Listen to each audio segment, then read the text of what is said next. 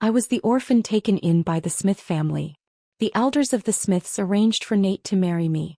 I walked down the aisle with joy in my heart. He didn't object either. But after the wedding, Nate was distant. Never warm, never cruel. Eventually, he used business trips as an excuse to live apart from me for years. His mother, Susan, despised me for not giving the Smiths an heir. She mocked me at every turn. My entire life was spent waiting for Nate to love me and serving his family like a dutiful shadow. Drained and exhausted, I lay dying in a hospital bed. Nate, my husband, didn't bother to visit me one last time. Instead, it was Laura Miller who kindly stopped by. She smiled as she delivered the blow. "Nate's busy planning our wedding," she said. "He told me he'd marry me the moment you're gone. You've been Mrs. Smith for over 30 years, Sherry. Me and our kid, we've waited with no name, no title. You should be satisfied." Only then did I realize, Nate already had a family, a real one. He had love. He had a child. I was the only one left out in the cold. Then I opened my eyes and found myself back in time, still young, still living under the Smith's roof. Susan was teasing again. "Sherry, do you like Nate?" This time I answered silently in my heart. "No, I don't like him anymore. This time I'm going to do what I want." The scent of hospital disinfectant still lingered at the tip of my nose. The pain of illness still echoed in my bones. And there she was, Nate's mother, Susan, her voice sweet as ever. "Sherry, do you like Nate? How about marrying him after you graduate?" We were all gathered in the Smiths' living room. Mr. and Mrs. Smith, along with old friends of my late parents, smiled kindly at me. Susan was the picture of warmth and grace. Nothing like the sharp, punishing woman I knew from my past life. Back then, Nate and I were constantly apart, barely sharing a home, let alone a bed. No pregnancy. No child. Susan resented me for it. She concocted all kinds of strange herbal brews and made sure I drank every last drop, every single day. But that was the easy part. It was the daily barbed comments, the subtle humiliations that wore me down.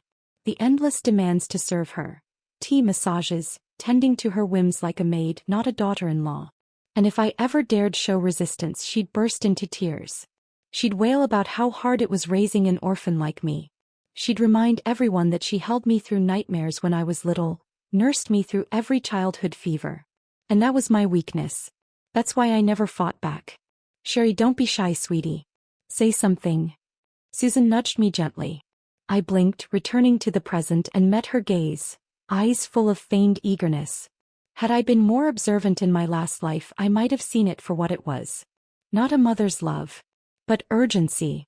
The urgency of securing a marriage so they could lay claim to what was mine. At the time, I was just a spoiled, sheltered girl. Fresh from the trauma of losing both parents. Desperate for warmth and a place to belong. I thought I had found it in the Smiths. But that was before I lived through over 30 years of a hollow marriage. Before I endured Susan's cruelty without her mask. Now I saw everything clearly. So I stood up, offered a polite smile, and said, "Oh, Aunt Susan, I think you misunderstood. I've only ever seen Nate as an older brother. And after high school, I plan on going to college." Susan's face turned ghostly pale. This moment, this performance in front of guests, was meant to seal my engagement to Nate. To make their claim to my inheritance appear righteous, unquestionable. But Susan was quick. She rose with practiced poise, threw an arm around my shoulders and laughed lightly to the room. "This girl always so shy. Nate, why don't you take Sherry for a walk in the garden?" Nate sat quietly on the opposite couch. Teenage Nate, young, handsome, and already a little aloof. Our parents had been close friends. He and I had grown up together, technically childhood sweethearts. I used to follow him around, beg him to play with me. Back then we got along. But as we grew older, Nate began to pull away. In my previous life, I chalked it up to his reserved nature. What I didn't want to admit was that he simply didn't like me. I was a pampered, temperamental girl. And he was the obedient son, trapped by his parents' expectations.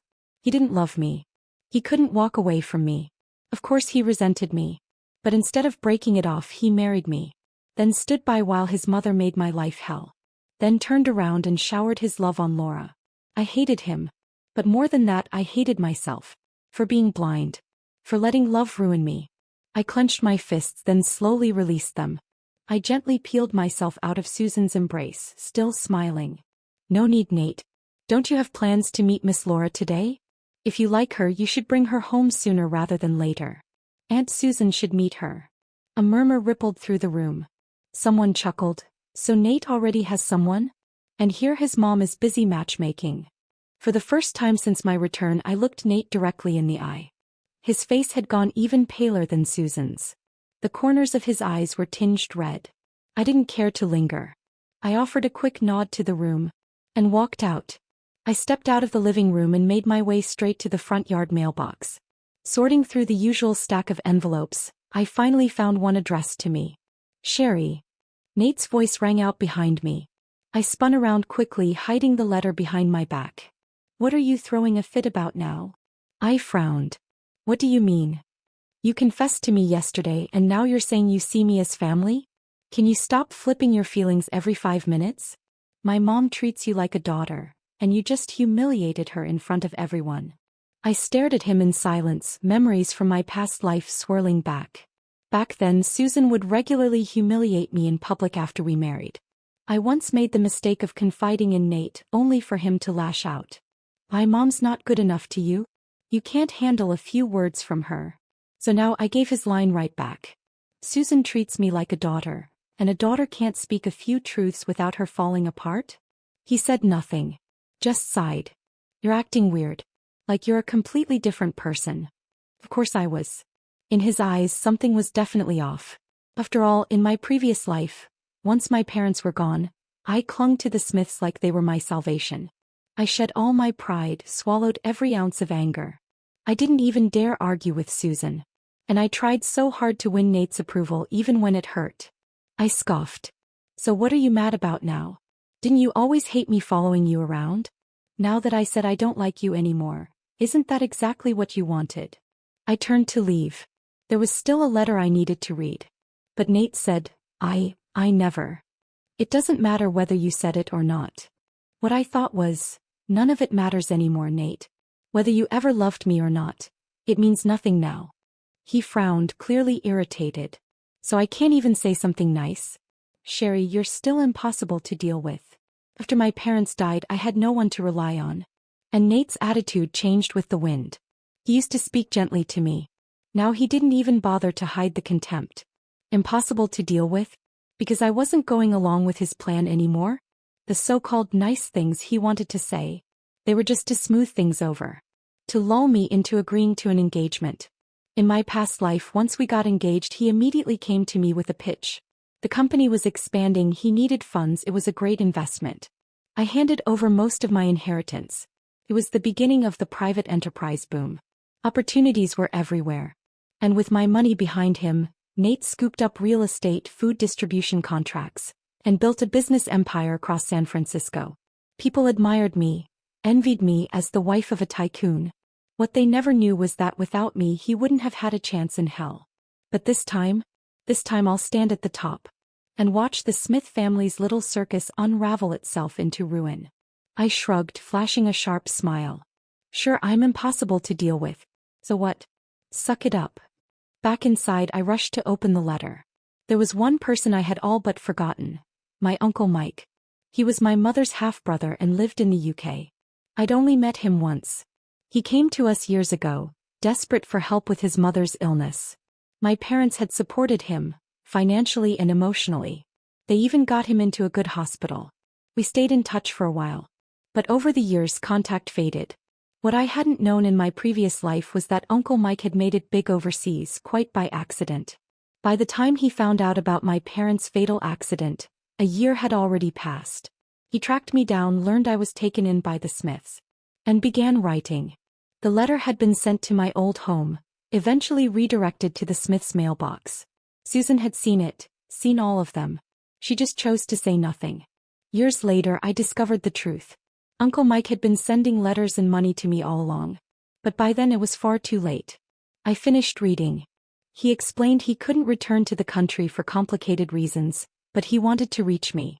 This was his 10th letter, he said, repeating much of what he had written before. Telling me about his life in the UK, expressing worry, offering comfort. And this time he asked, would I be willing to come live with him? Inside the envelope were 10 large denomination bills. And a plane ticket to the UK. My eyes stung. For the first time in years, I didn't feel like an orphan. I had family. Someone out there still cared. The flight departed from New York, 4 days from now. I took a deep breath and straightened up. There was still work to be done. First, manage the inheritance my parents left behind. The properties were in good neighborhoods, worth holding on to. Their value would only rise. The cash? I'd split it. Half to bring abroad, half to stay in a secure bank. And as for Uncle Mike, I didn't know him well enough to blindly trust. So I'd keep my distance at first. Watch. And make sure it was safe before I stepped into his world. Thankfully, I had just graduated high school. It gave me the perfect excuse to leave the house under the pretense of meeting friends. Handling my own business was suddenly much easier. At the bank, I ran into a few classmates. They lit up when they saw me. I was just about to look for you. Come on, it's a class hangout. When I arrived at the venue, Nate was already there. Someone joked. What, no Sherry trailing behind today? Yeah, where's your little wifey? Nate spun a lighter between his fingers, smirking. She's such a pain. I'm enjoying the peace without her. And for the record, I don't like Sherry. Laughter exploded across the room. Oh, so who do you like? Don't tell me it's our class belle, Laura? They hooted and pushed Laura toward him, egging him on. The girl next to me coughed awkwardly. Only then did the others notice me, lit faintly by the flashing party lights. I stepped forward without flinching. Don't let me interrupt. Carry on. Nate instinctively shielded Laura behind him. Sherry, what game are you playing now? I sneered. God, how I wanted to stab both of them in the heart. But nothing had happened yet. Not in this life. If I told them what they'd done to me in the last one, how they ruined me, who would believe it? So I smiled. Nate, if you hated me so much, why didn't you say it sooner? How spineless are you? Then I clapped my hands. Well, guess I'm not welcome here. I'll leave. Before anyone could react, I had already turned and pushed the door open. Nate scrambled after me. Sherry, wait, I didn't mean. A voice behind us shrieked, oh my God. Laura fainted. Nate immediately ditched me. Sherry, that was just me blowing off steam. I'll explain everything later. He was gone before he even finished his sentence, rushing back to Laura. I stood still, watching with cold clarity. Then I turned and walked away. There would be no later. 3 more days and I'd be on a plane to the UK. After that, we'd never see each other again. The next morning I packed. Tossed what didn't matter. Susan wandered in, making casual conversation. She tried to fish for where I'd applied to college. Of course, I didn't tell her I was planning to study abroad. I mentioned some random local university. She smiled and praised the choice. Then quickly steered the conversation back to Nate. You two could get engaged first. That way it won't interfere with college. I hadn't even opened my mouth to shut it down before she added. I already talked to Nate. He said he and that Laura girl are just classmates. You don't have to worry. Still clinging to her little scheme, I stepped back a little. Aunt Susan, I really have no interest in Nate. But she didn't believe me. She pressed on eagerly. You're such a sweet girl. I'll make sure Nate cuts ties with that Laura girl completely. Unfortunately, Nate walked in just in time to hear that. He didn't understand the context. He stormed over to me, eyes full of disappointment and disgust. Sherry, does everything always have to revolve around you? Laura's got health problems, her family's struggling. I was just helping her out. You had to go make a scene and tattle to my mom. He practically exploded. He yanked the necklace from around his neck, the one he had planned to give me. Crystal beads scattered across the floor. I was going to give you this as an apology, but clearly that's a waste of time. Let me spell it out, Laura and I are nothing. But I'm not going to stop seeing her because of you. Then, as if to punctuate his tantrum, he kicked over the trash bin near the door. Stuff spilled out, bits and pieces from my room. Toys. Trinkets. Little things he had once given me. Nate's face twisted. His eyes went red. You threw all of this away? Yes, I said simply. I don't like them anymore. So I tossed them. I nudged a stray crystal bead with my toe. 2 more days until my flight. San Francisco to New York wasn't far. But I'd need to get there early. I didn't have much to bring. Valuable jewelry and financial documents were already secured in the bank's safe deposit box. Nate's parents had gone out of town on business. It spared me from having to say goodbye face to face. They had raised me for years, yes. But it had always been about the inheritance. Even the money my Uncle Mike had sent over the years, Susan had pocketed it all. Used it to fund the bare minimum of my upkeep. When I rolled my small suitcase into the entry hall, I ran into Nate and Laura. They'd just come back from somewhere. Nate immediately noticed the suitcase. "Where are you going? Gonna run to my mom again and cry?" I gave a light shrug. "No interest in that. I'm going to stay with a classmate for a couple days. Susan knows." Which wasn't a lie. I had told Susan I'd be at a friend's place for a few nights. Nate grumbled, still sulking. "Fine. Just don't expect me to come pick you up." "Didn't plan on it." Laura suddenly spoke up, eyes wide with practiced innocence. "Sherry, I just got kicked out of my house. I had nowhere to go. Nate was just being kind. Susan told me you were upset about me and I'm really sorry." "You don't need to apologize to her." Nate grabbed her wrist. "If she hadn't made such a fuss, my mom wouldn't have even gotten involved." Perfect match, those two. I no longer found it amusing. I started walking. Behind me, Laura's voice wavered with soft desperation. "Nate, maybe you should go talk to Sherry? Forget it. Let her go. She's got nowhere else to be, she'll come crawling back." Nate said it with such certainty. With such cold, sneering confidence. I paused for half a second. Then kept walking. So that was it. They bullied me because they believed I had no way out. That was fine. The next time we met, I'd be the one watching them. Learn what it really feels like. To have nowhere to go. The first day I left, Nate didn't think much of it. By the second, he was agitated enough to ask the housekeeper. "Sherry's still not back?" She shook her head. His handsome brows furrowed sharply. He let out a bitter laugh. "Unbelievable. If she likes being out so much, let her stay gone forever." Spitting the words like poison, he still circled back. "Did she say which friend's house she was going to?"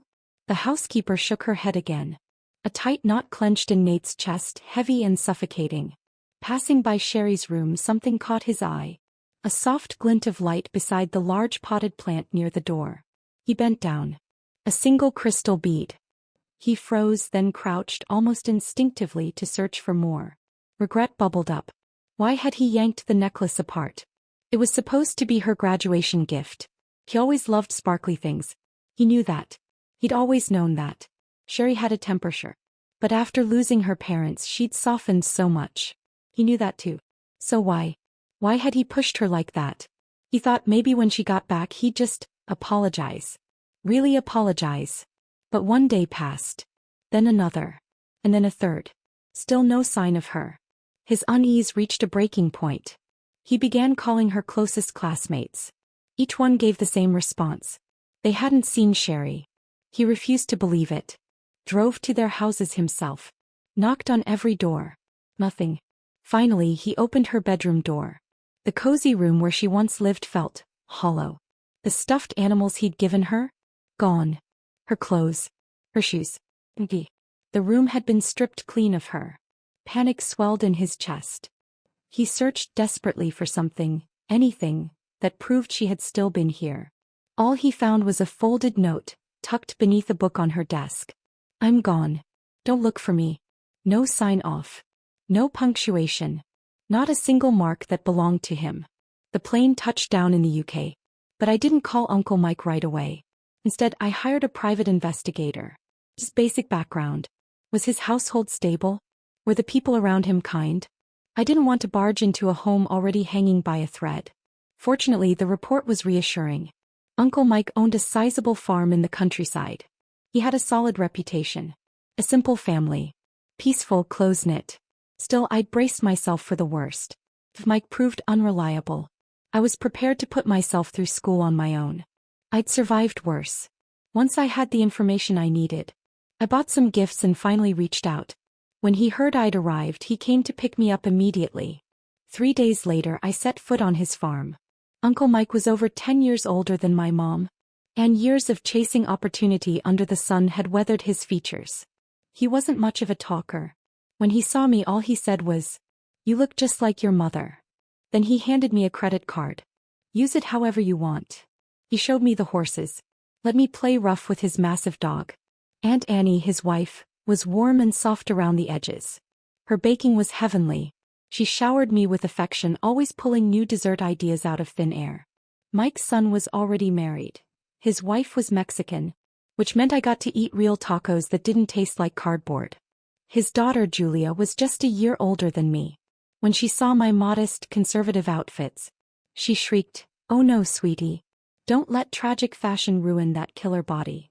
She dragged me into town, and we went on an all-out shopping spree. Thanks to her, I blended into the local crowd almost immediately. Once summer ended, it was time for college. With Uncle Mike's connections, I got into Julia's university. Same campus, different path. I chose finance. Not by accident. Not for lack of passion. But because, after everything I'd lived through, and with the resources I had now, I knew exactly the kind of empire I was going to build. Life in the UK turned out to be warmer than I had imagined. During holidays, I'd run wild on the farm, helping with odd chores, laughing until my stomach hurt. At school, I studied and worked on assignments alongside classmates from all over the world. In my sophomore year, after thorough research and planning, I decided to try my hand at a small import-export business. I spoke with Uncle Mike about it. He didn't shoot it down. Instead, he asked, "Do you have enough funding? Need me to introduce you to a few contacts?" Having a mentor would definitely smooth the path. But honestly, a few bumps in the road wouldn't kill me. I was young. I had money. I had time. And most importantly, I had the freedom to make mistakes. So I partnered with 3 classmates and we pooled our investments to start a small company. We exported British clothing and food products to neighboring countries. By junior year, the company had made a modest profit. But my teammates, they had other ideas. Some wanted to branch off on their own. Others feared the business wasn't stable and bailed. So I made the call and dissolved the company. That experience, it was worth more than the money. Because I learned the real profits weren't in trading goods. They were in owning the supply chain. If I controlled production, I'd control margins. So I started planning again. New strategy, fresh research. My goal, launch another company before graduation. With the money I'd earned, I bought Uncle Mike a car. And for myself, I bought a cozy apartment near campus, which I shared with Julia. I filled it with stray cats. Some healthy, some with missing limbs or clouded eyes. Didn't matter. I took them all in. When the sunlight spilled onto our little balcony, they'd curl up at my feet, soft and sleepy. I'd pet one, tease another, and sometimes, just sometimes, I'd catch a ghost of the past. I'd loved cats even back then. It had taken weeks of convincing before Nate finally got me a kitten. But the moment I brought it home, Susan had wrinkled her nose. "Cats aren't good for pregnant women. You can't even get pregnant and now you bring this thing into the house?" The kitten hadn't done anything wrong. It just trembled in my arms, sensing it didn't belong. In the end, I had to give it away. To a classmate who loved cats like I did. I provided everything: food, toys, vet bills. And I visited when I could. That memory floated past as I lifted a long-haired kitten into my arms. It struck me then, I hadn't thought about my past life in a while. Hadn't thought about Nate. Or his entire rotten family. Guys, here and now. I was happy. Too happy to look back on the filth I'd left behind. In the second half of my junior year, I launched my new business. Dairy. From breeding the cows to processing the final product. I planned to build the supply chain from the ground up. By the time I graduated, the full production system was in place. It meant I could slash overhead. Negotiate from a position of strength, whether I was dealing with UK buyers or overseas clients. Once everything was stable, I decided it was time to visit the US again. Uncle Mike didn't try to stop me. Julia came along. The moment we landed, my blonde-haired, blue-eyed business partner, Anderson, was already waiting at the gate with a bouquet of roses. He looked like he'd stepped out of a magazine, clean-cut, polished, and annoyingly smug. "Sherry," he beamed. Surprised. I gave him a flat look. "I thought you were supposed to be negotiating a land deal. Who's handling it now?" He blinked those bright ocean eyes at me. "So I'm less important than a piece of property." "Got it. Obviously." "Stop pouting." Julia burst out laughing beside me. "He's as handsome as your bodyguard." Then she gave Anderson a sneaky thumbs up. "Go get her." With newfound encouragement, Anderson ran forward, eager to grab my suitcase. But he didn't get the chance. Another figure had already stepped in. Tall, broad-shouldered. He lifted the suitcase handle without a word. and like a scene from a movie, opened an umbrella over our heads. His forearms stretched across my field of vision. Toned muscle, sun-burnished skin, veins just barely visible. "The car's ready, boss," he said. Cool voice, but the tone was gentle. I looked up and met a pair of jet black eyes. Black hair. Expression unreadable. Anderson. It was like he didn't exist. Immature, I thought, sliding into the car with a silent sigh.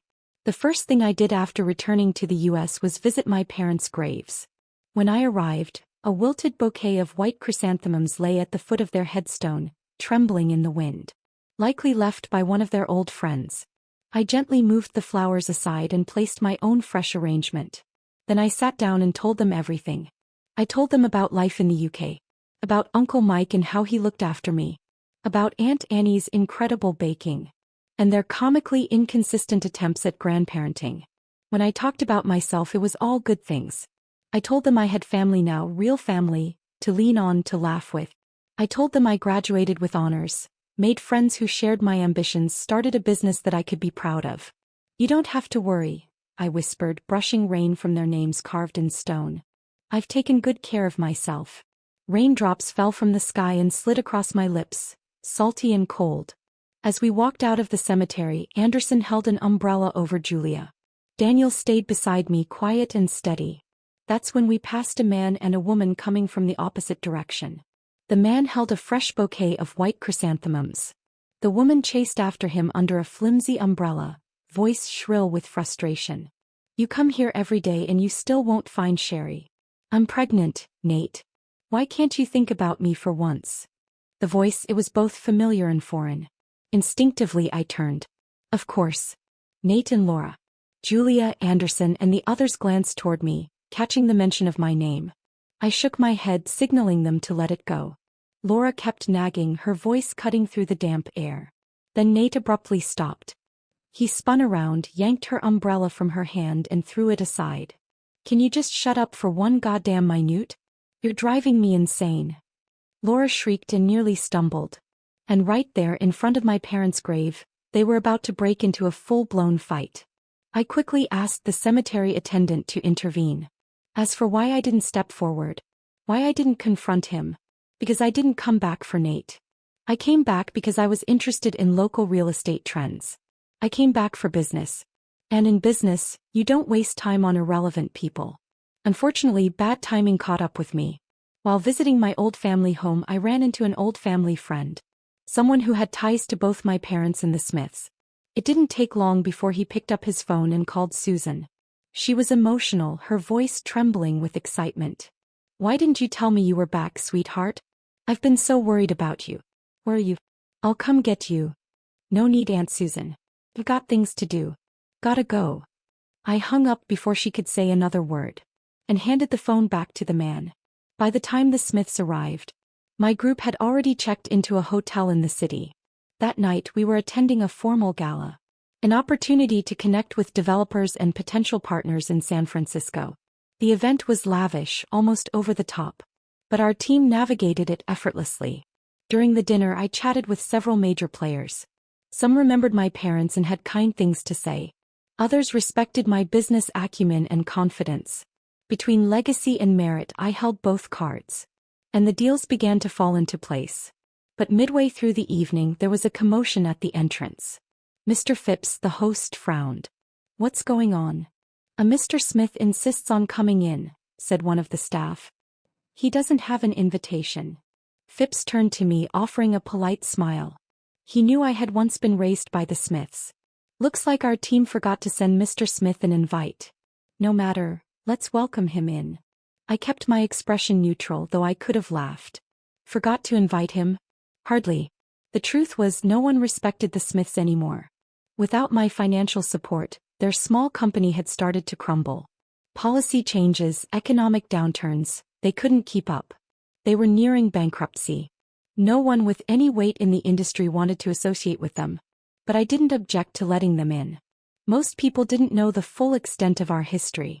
And I wasn't about to let anyone accuse me of being ungrateful. Outwardly I'd keep things civil.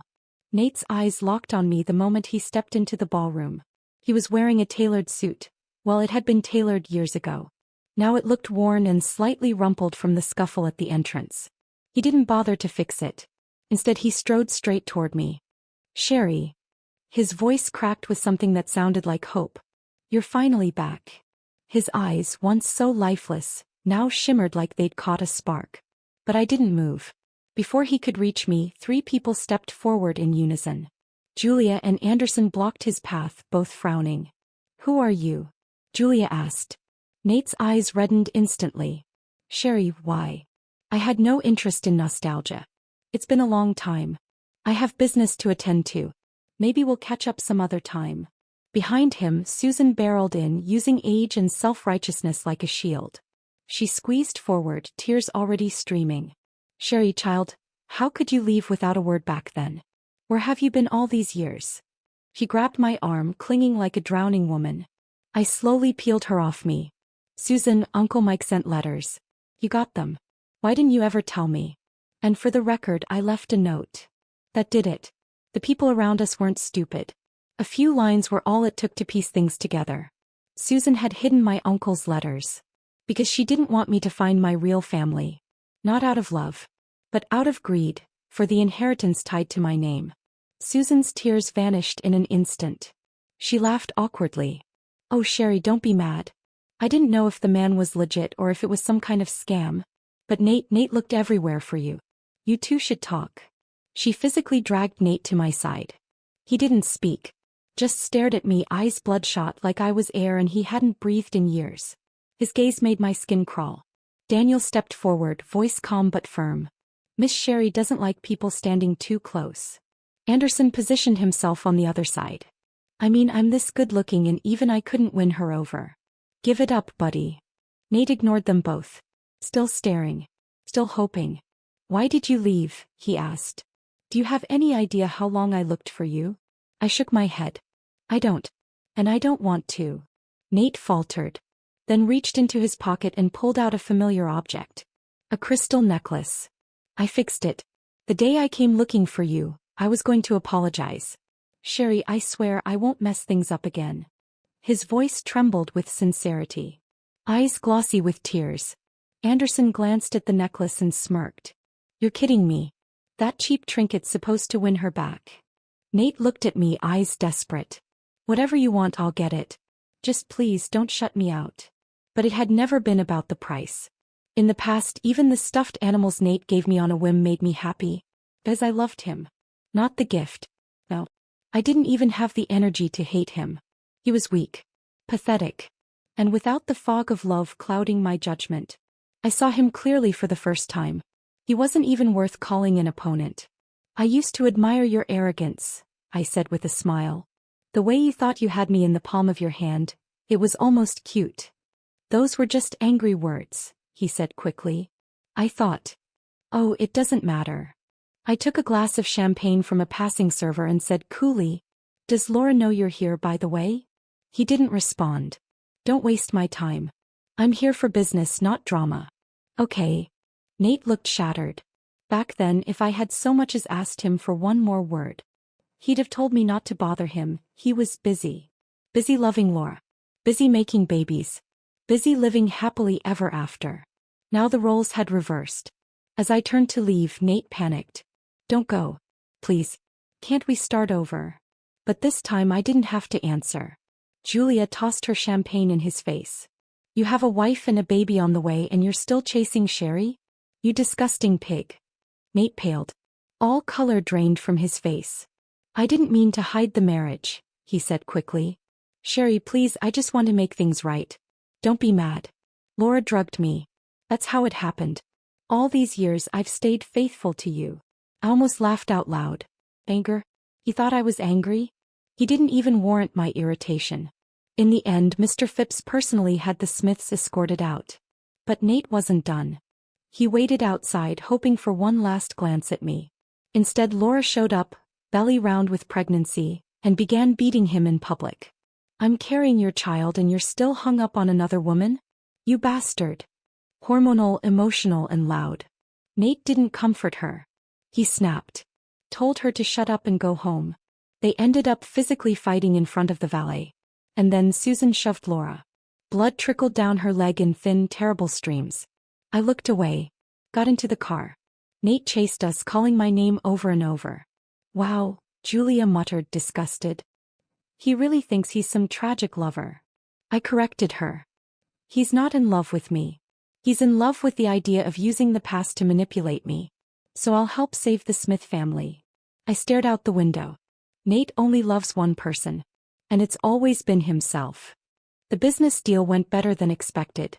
I signed on with Mr. Phipps and a few other investors to co-develop what would soon become the largest shopping complex in San Francisco. With the planning phase underway, I'd be staying in the US a while longer. Anderson returned to the UK first. Before boarding his flight, he pulled me aside like a panicked older brother. Promise me one thing, he said. Don't get back with that guy. And Daniel, he's no good either. The guy probably can't even afford a watch on his salary. I mean, look at those muscles, he screams, bouncer, not boyfriend. Daniel walked up silently. I actually own a boxing gym, he said, calm as ever. Profitable one. If you'd like to know more, boss, I'd be happy to give you the full breakdown. I shot both of them a glare. I buy my own things. And for the record, if any of you get in the way of my money, you're both fired. Anderson huffed all the way onto the plane, muttering. Daniel quietly tugged his sleeves down, trying to hide the muscles stretching his shirt. Not that it helped. With his wide shoulders and tight frame, there was no hiding much. Nate tried to contact me a few times. Eventually he stopped. He had enough disasters of his own to handle. After Laura's miscarriage, her parents descended on him like wolves. They demanded compensation. The Smith company, already gasping for air, collapsed under the pressure. Bankruptcy followed. Laura's family brought in an excellent legal team. The divorce was brutal. Laura walked away with most of the Smith family's remaining assets. Nate's father couldn't take the disgrace. He vanished. No one knew where he'd gone. Susan, spiraling from the shock, lost her mind. She wandered the streets, ranting at people who didn't exist. She screamed at invisible daughters-in-law. One day she threw herself into traffic. She survived, but barely. Now she lay paralyzed, confined to a hospital bed. Nate, desperate, begged Laura for money. But most of it had long since been handed off to her greedy relatives. Laura, bitter and exhausted, refused to help. Their arguments escalated. Nate blamed her for everything. And during one fight he shoved her right down a flight of stairs. She survived, but barely. He was arrested within the hour. I, being the kind person I am, went to visit Susan in the hospital. I even paid her medical bills. People called me an angel. What they didn't know was this. I hired the worst caretaker money could buy. The kind that mixed up meds and scrolled through their phone while patients cried. I stood beside Susan's bed and smiled down at her. Aunt Susan, I said softly, you remember everything now, don't you? When you were hurting me, did it ever cross your mind you'd end up like this? You knew Nate was cheating, but you still blamed me for being infertile. You made me drink those herbal poisons. Made me kneel for hours. All while you played grandma to Laura's baby. Her eyes bulged with fury. Her fingers twitched helplessly in her lap. She couldn't touch me. Couldn't speak. She just drooled, wide-eyed and filled with rage. I wouldn't let her die. No, that would be too easy. She'd live, trapped in that body, watching the world leave her behind. Before Nate's sentencing, he begged to see me. I agreed. He cried the moment he saw me. He told me he was remembering things. Memories that weren't his. He saw how cold he had been to me. How I had lived a life of sorrow because of him. Can you forgive me? He asked. I think I loved you. But I didn't know how to admit it. My whole life I did what my parents wanted. And when they told me to love you, I panicked. So I did the opposite. How stupid is that? I lost everything. He sobbed. Broken. I shook my head. And then he smiled. Well, I guess this is karma. You hate me and now I'm paying the price. I laughed. I couldn't help it. Karma. I echoed. Oh no, sweetheart. Karma doesn't work this neatly. He blinked. I leaned closer. Did you think your company's collapse was just bad luck? That Laura just happened to find the address for the gala that night? That her miscarriage was a tragic accident? That her poor parents magically found one of the best law firms in the state? Nate went pale. His face drained of every drop of color. But his eyes, his bloodshot, desperate eyes, stayed locked on me. You hate me that much? he whispered. Why shouldn't I? In my last life I never hurt a soul. And yet I lived in hell. Because the Smith family wanted my money. They ruined me. And in this life? I'd barely lifted a finger. Every fall they took, they walked right into it themselves. I stood up and looked him in the eyes one last time. I'll let your mother know you're being sentenced. Then I walked out. The black car was waiting. Rain streaked down the windows as we pulled into the newly zoned business district. Steel frames rose in the fog, reaching toward the sky. The future was already taking shape. And this time, it belonged to me.